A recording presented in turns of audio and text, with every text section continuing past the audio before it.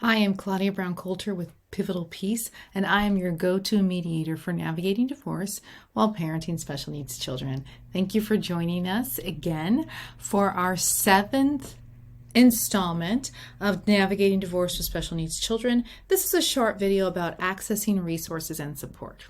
So, one of the things you might need as you contemplate divorce is therapy.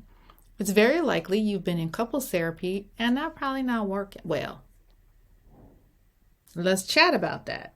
It's not working because y'all decide not to be a couple no more. So you should really consider therapy for yourself. Now, if you have a really good therapist who can help you communicate and talk about the children and your needs, keep them. If maybe you guys have decided to uncouple, but your therapist is helping you work through things in couples counseling, keep them.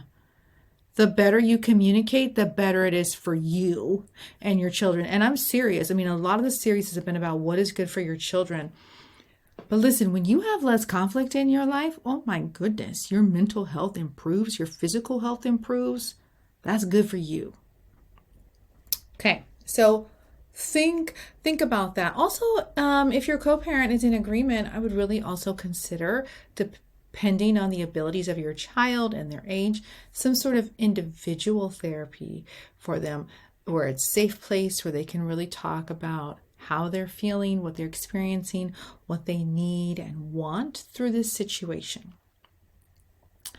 If you don't know a therapist, a lot of times mediators like me work with therapists and vice versa, because I feel like when I have clients who are mediating a divorce, a lot of times they need a good therapist. And a lot of times those therapists are like, ooh, this couple needs a divorce. They need a good mediator. So it's a symbiotic relationship. We help one another out. So if you find a therapist you like, ask them if they have a referral for a mediator. If you find a mediator you like, ask them if they have a referral for a therapist. The other thing I want you to think about, it's not technically therapy, but think about a divorce coach. Think about a divorce coach where a mediator has to stay neutral. A divorce coach can really help you prepare for mediation. They can really give you things to think about to help you advocate for yourself. And they also can calm down your stress levels so you're not as panicked. I'm not saying that you're panicked. I'm just saying through all of the divorce I have seen, it's scary. It can be unnerving to not know what the future holds.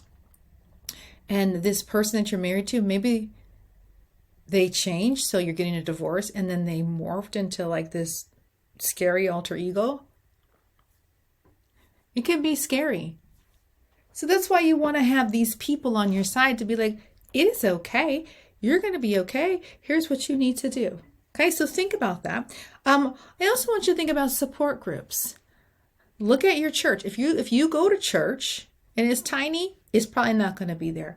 And you do not have to be religious to go to these things. But just like a lot of times, an AA meeting or an Al-Anon meeting might be held somewhere on a church property, there's also divorce care groups, support for people who maybe there was infidelity in their relationship, and so they're dealing with that as they're contemplating divorce. So there's support groups for that.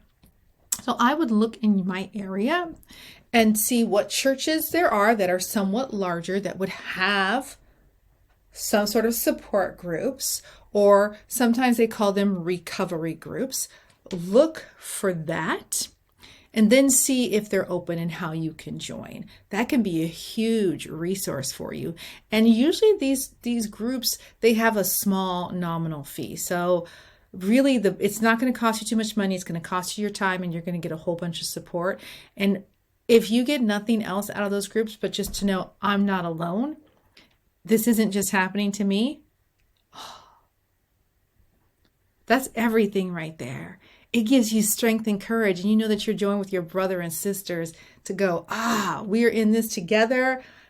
I'm going to call me before you go into your mediation. I'm going to root for you, and vice versa, right? You have people And this is really important as you navigate divorce, because you're beginning to build a new life. And so new people are going to walk into your life. And you're going to need these people here to help support you through this transition. Okay. Also think about financial support as you are going through a divorce, especially if you have special needs children. But the first one for anyone is you want to think about hiring a CDFA, a Certified Divorce Financial Analyst. They can serve as an advocate just on your side, or they can serve as a neutral and help the two of you reach an agreement. But they're going to really be great. If you've got some more complicated financial issues, or maybe you want to do something with the family home, but you don't know if you'll be able to, they can help you figure those things out. Because if people are not worried about their kids, they are worried about their money. So to have a professional who, it's not just an accountant, they really know divorce, they know the different divorce laws.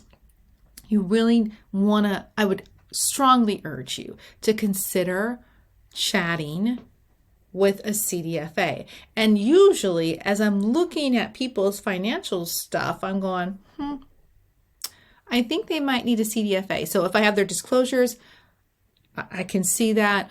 Or usually it's at an intake session where they're telling me about, we own this, and I have this, and I have this, and my parents did this, and there's inheritance and restricted stocks, and they have all of these things. And oh yeah, I've got a couple businesses, and I'm in the, I'm a partial owner in this property, but my spouse is like, that's usually when I'll be like, okay, well, I'm going to give you a couple names for CDFAs because I think that they could really help you untangle this. And then once you have that untangled, come back and see me and we'll figure out anything else we need to figure out. The other thing, if you have special needs children, and really depending on the severity of their needs, I want you to start thinking about estate planning. Because who is going to care for your child when you are no longer here? So maybe you had some sort of plan in place while you were a couple. You should revisit that plan now that you are no longer going to be married, but you're always going to be parents. So you really want to meet with an estate planning attorney to think about, what do I need to prepare as I come out of this divorce? How do we continue to support our child so that when we are no longer on this earth, they are taken care of until their last day? That's really, really, really important. And that's not, most of you won't have to consider that. But if your child's needs are so severe that they're going to need continuing care throughout their lifetime, please think about that. I want to make sure, we haven't talked about lawyers a lot, but I want to make sure that you know this. Talk to a lawyer. Talk to a lawyer. Get briefed on your legal rights. Whenever I have clients who come to meet with me and we mediate and they don't have lawyers, this is what I tell them. Hey, before you sign, I need you to go find a lawyer to consult with. There are a lot of lawyers who won't make you pay a retainer. They'll make you pay an hourly fee. You take them your agreement, they read over it, and they'll tell you if it's good or not. And because they have the ability to advocate for you, whereas a mediator cannot. So they can advise you of your legal rights, tell you if it's good or not, tell you if one or two things should be changed. And your spouse should be doing the same thing. And what happens is usually you want to find a lawyer who is pro mediation, because sometimes if they're not, they might try to rip your whole agreement apart so that they can litigate the case and have more billable hours. So choose your consulting attorney carefully. But even if there are changes that have to take place, it's usually pretty quick.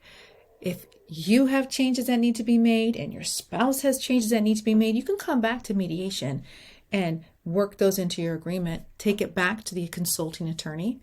And if they agree, and if you feel comfortable, then you go ahead and get that signed and notarized.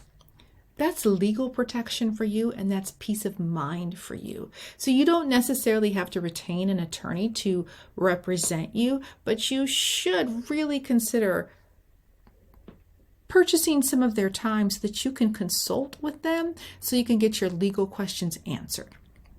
And then just as a little caveat, once again, to my people who have children who have needs that are so severe that maybe you are unable to work because you have to stay home to care for them, or maybe there is only so much technology that the school will provide, but they need so much more.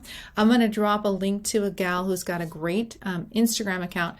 This is California based, but she talks about, I'm looking for her, I can't say her name, so I'm going to drop the link. But she really talks about, you can use this program to apply for aid so that you can get this for free, or you can get paid for this, or you can have this special car seat for your child.